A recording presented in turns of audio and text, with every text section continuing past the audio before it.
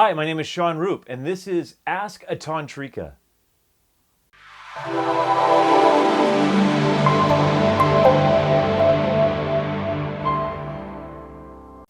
Welcome to another episode of Ask a Tantrica, where I take your questions and do my best to answer them as a Tantrica. So let's go to the internet where some questions have been asked to me. This one comes from Crystal, and she asked a really hard question. Everything in Tantra goes, but what does Tantra say about the things that serve life and the things that don't serve life? How about more on this? Ooh. Okay. Tantra says yes to everything. If we stopped right there, it gets hard. And the reason why is because if there's not wisdom or discernment and you just say yes to everything, you could get yourself into a lot of pickles. Things get really hard in life, in other words. So when Tantra says yes, it's not generally saying that you need to do everything. It says you do things that feel right or well. So in other words, if it feels good, you do it. If it doesn't feel good, you don't do it. But that also includes before and after. So I like chocolate cake. And if I eat a piece of chocolate cake, that's good. That's easy. I can digest that. That's an easy thing to do. If I eat a whole chocolate cake, it might be fun in the moment, but it may not be fun afterwards. I might have to deal with the fact I just polished off a whole chocolate cake. That's hard. That's hard on my body. It's hard on a lot of levels. It's a lot of sugar. It's a lot of food. Okay, it's a lot of calories. It's not easy to do. But in the moment, it might feel really fun just being naked, polishing off a chocolate cake. Yeah, this is fun. But then afterwards, it's hard. So the idea here is that as a person becomes more and more aware and has more consciousness, the idea of saying yes to everything moves to a very simple place. You become so aligned with your life that every step you take in your life is a yes. If you find a no, you celebrate it because it's basically like a beacon that says you're off your path. That's it. So if you're doing something and then all of a sudden you're like, I just don't really want to do this. Tantric wisdom says, hooray! You're listening. You're experiencing the thing that says, turn to the correct direction back onto your path. Now, that's really hard because we have an attitude in our society that says, go, go, go.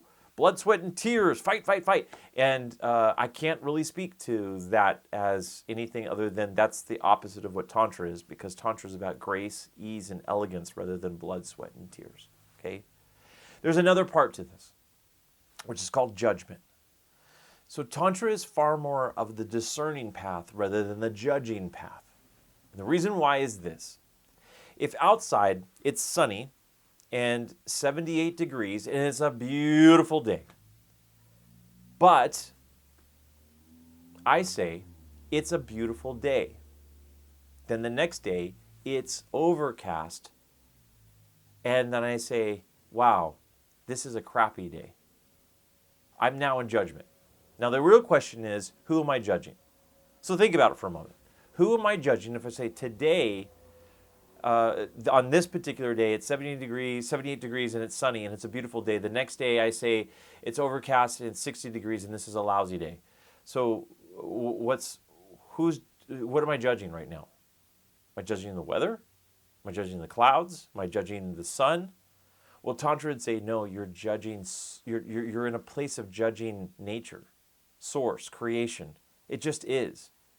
It just is doing what it does. There's no part of that has a need to impress you. It's just doing what it does. And that's the hard part. So judgment can get in the way. So as a tantric practice, acceptance starts to come in. So war, let's say. So I might be really against war. Well, that's a judgment. It is a judgment. Because I may not like the concept of war. I may not like how people are with each other in war. I may not like death or destruction or violence. Those things might be really against who I am. But it exists on the planet. It exists within us. And so in Tantra, if I'm denying that, I'm denying that that's even possible within me at some point too, which means now when it does show up, when violence or me being shitty to another person comes up, now basically I'm in conflict because I might say, nah, I don't want to do that. So the idea is just make better choices. Make choices. And when I make choices that are aligned with me, then I'm going to live a more fulfilled life. If I start to look outside of my life and judge other parts of life, I'm not actually present to my life. I'm present to other things in life. Now, this doesn't bode well for those of you who are activists or any of that kind of stuff. And it's not to say that that's wrong or that you should stop that or you can't be a Tantrica if you're doing activism. What it's basically saying is the wellness concept of it is that we focus on our lives and then find ways to fold the rest of life in on the ability and the choice and the discernment, what works, what doesn't work. Hope that answers your question, Crystal. Thanks. It was a hard one.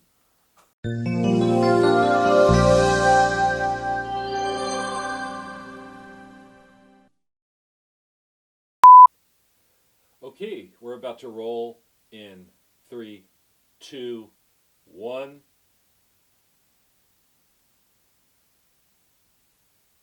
Rolling. Oh, shit. We're rolling? I'm sorry. Okay.